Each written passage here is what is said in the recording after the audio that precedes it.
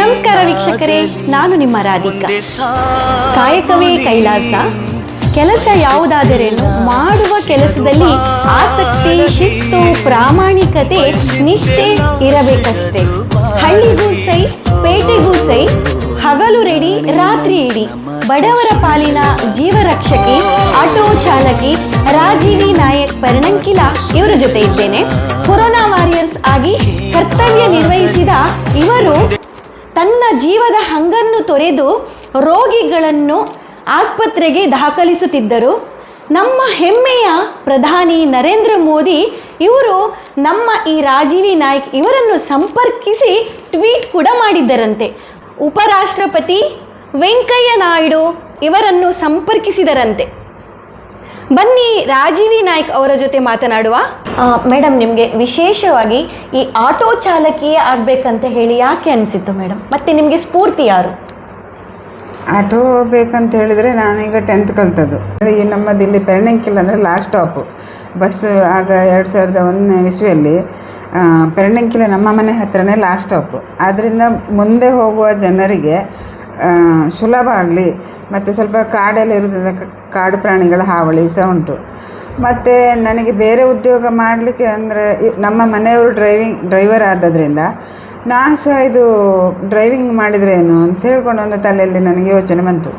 ಬೇರೆ ವೆಹಿಕಲ್ ಅವರು ಬೈಕ್ ತಗೊಳ್ಳುವ ಅಂತ ಹೇಳಿದ್ರು. ನಾನು ಅದಕ್ಕೆ ಬೈಕ್ ಬೇಡ, 3 ವೀಲರ್ ಆಟೋ ತಗೊಳ್ಳುವ, ನನಗೂ ಓಡಿಸ್ಬೋದು, ನಮಗೆ ಬೇಕಾದಾಗ ಹೋಗ್ಬೋದು ಅಂತ ಅವರಿಗೆ ನಾನು ಹೇಳಿದೆ ಫಸ್ಟಿಗೆ.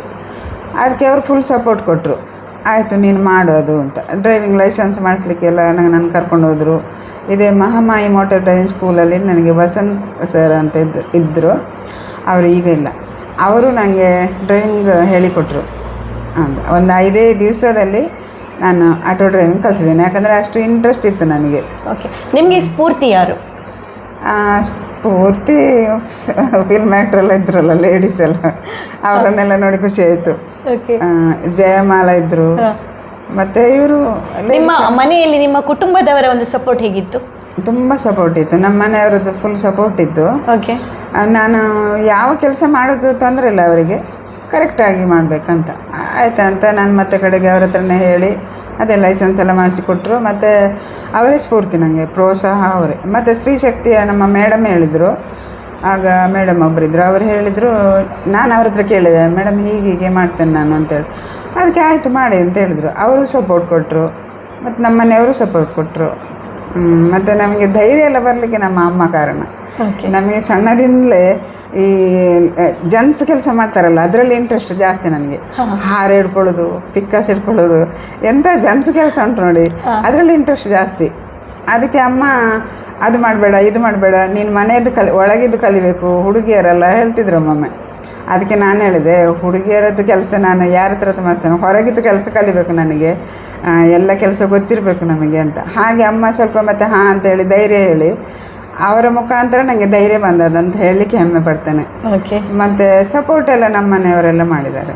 ಓಕೆ ಮೇಡಮ್, ವಿಶೇಷವಾಗಿ ಆಟೋ ಡ್ರೈವರ್ಗಳು ಒಳ್ಳೆ ದುಡ್ಡು ಮಾಡ್ತಾರೆ, ಒಳ್ಳೆ ಸಂಪಾದನೆ ಮಾಡ್ತಾರೆ ಅಂತ ಹೇಳಿ ಹೆಚ್ಚಿನವರು ಹೇಳ್ತಾರೆ. ಇದರ ಬಗ್ಗೆ ನೀವೇನು ಹೇಳ್ತೀರಿ? ಇಲ್ಲ, ದುಡ್ಡು ಮಾಡೋದೇ ಇಲ್ಲ ಅವರಿಗೆ. ಅಂದರೆ ಈಗ ಒಂದು ಉದಾಹರಣೆಗೆ ಒಂದು 50 ರೂಪಾಯಿ ಬಾಡಿಗೆ ತಗೊಂಡ್ರು ಅಂತ ಎನಿಸಿ, ಅದರಲ್ಲಿ ಒಬ್ಬ ಬಡವ ರಿಕ್ಷಾ ಹಾಕಿದ್ರೆ ಎಲ್ಲರೂ ಹಾಕೋದು ಬಡವರೇ ಹಾಕ್ತಾರೆ ರಿಕ್ಷಾ, ಶ್ರೀಮಂತ ರಿಕ್ಷಾ ಹಾಕೋದಿಲ್ಲ. ಆ 50 ರೂಪಾಯಲ್ಲಿ ಅವರಿಗೆ ಮನೆ ಬಾಡಿಗೆ, ಅವರಿಗೆ ಮನೆ ಬಾಡಿಗೆ ಕೊಡಬೇಕು, ರಿಕ್ಷಾ ಲೋನ್ ಕಟ್ಟಬೇಕು, ಮಕ್ಕಳಿಗೆ ಶಾಲೆ ಫೀಸು, ಹಾಗೆ ರಿಪೇರಿ ಅದು ಇದು ಅಂತ ಲಾಸ್ಟಿಗೆ ಉಳಿಯೋದು 50 ರೂಪಾಯಲ್ಲಿ ಕೇವಲ 5 ರೂಪಾಯಿ ಉಳಿತದೆ. ಅದಕ್ಕಿಂತ ಜಾಸ್ತಿ ಉಳಿಯೋದಿಲ್ಲ.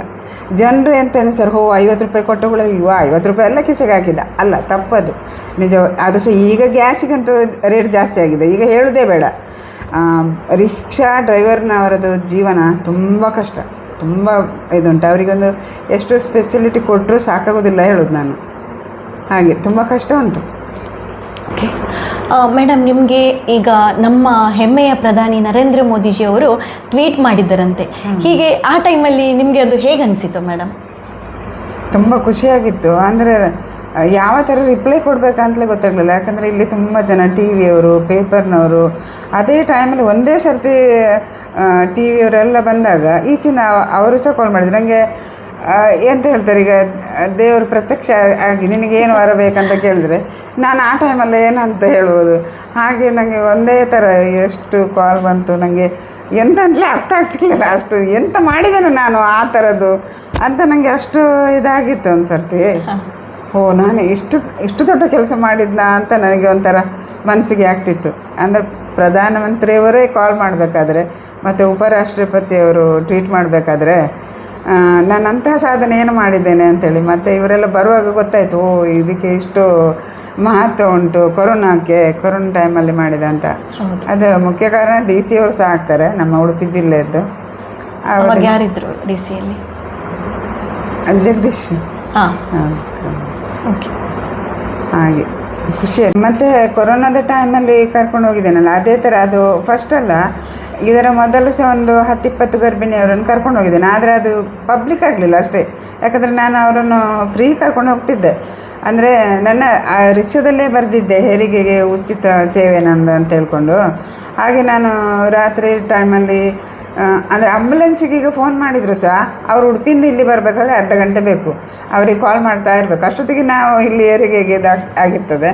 ಅದಕ್ಕೋಸ್ಕರ ನಾನು ಎಂತ ಮಾಡ್ತಿದ್ದೆ ಅಂದರೆ ತೀರ ತುಂಬ ಕಷ್ಟದಲ್ಲಿರೋರು ಇರ್ತಾರೆ ಕೆಲವರು, ಎಲ್ಲರ ಹತ್ರ ಕಾರ್ ಇರೋದಿಲ್ಲಲ್ಲ, ಅಂಥವರಿಗೆ ನಾನು ಹೇಳಿರ್ತೇನೆ, ನೀವು ಯಾವುದೇ ಟೈಮಲ್ಲಿ ಫೋನ್ ಮಾಡಿ ಹೆದರಬೇಡಿ, ನಾನು ಕರ್ಕೊಂಡು ಹೋಗ್ತೇನೆ ಅಂತ. ಹಾಗೆ ಸ್ವಲ್ಪ ಈ ನಮ್ಮ ಹಾಗೆ ಕಷ್ಟದಲ್ಲಿರುವವರಿಗೆ ಉಚಿತವಾಗಿ ಕರ್ಕೊಂಡು ಹೋಗಿದ್ದೇನೆ. ಒಂದು 10-20 ಗರ್ಭಿಣಿಯವರಿಗೆ ನಾನು ಕರ್ಕೊಂಡು ಹೋಗಿದ್ದೇನೆ.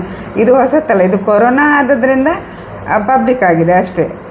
ಮಹಿಳಾ ಸಬಲೀಕರಣದ ದೃಷ್ಟಿಯಿಂದ ಈ ವೃತ್ತಿಗೆ ಸೇರಲು ಇಷ್ಟಪಡುವಂತಹ ಮಹಿಳೆಯರಿಗೆ ನಮ್ಮ ರಾಜೀವಿ ನಾಯ್ಕ ಅವರು ಏನು ಕಿವಿ ಮಾತು ಹೇಳ್ತಾರೆ ಅಂತ ಕೇಳುವ.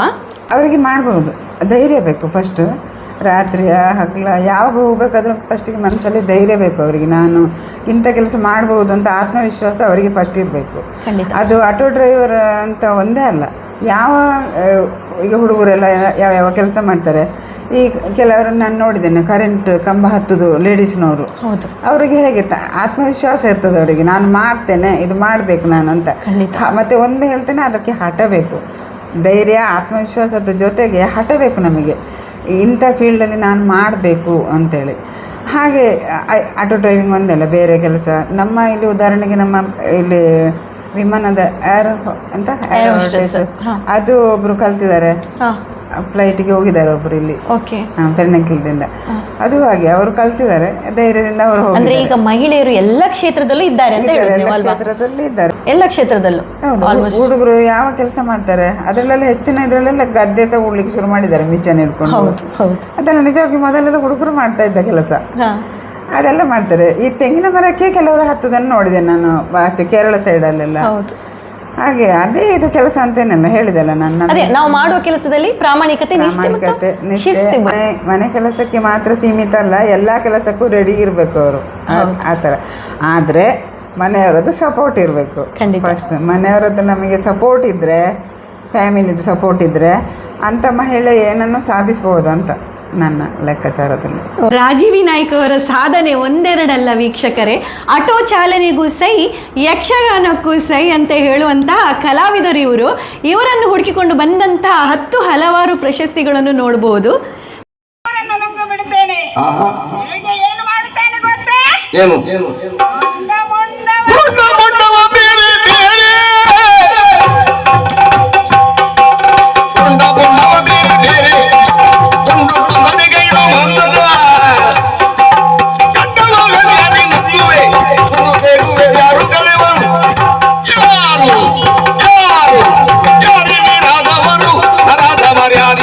ಸಮಾಜ ಸುಧಾರಕಿಯಾಗಿ ಕೂಡ ಇವರು ಕರ್ತವ್ಯ ನಿರ್ವಹಿಸುತ್ತಿದ್ದಾರೆ.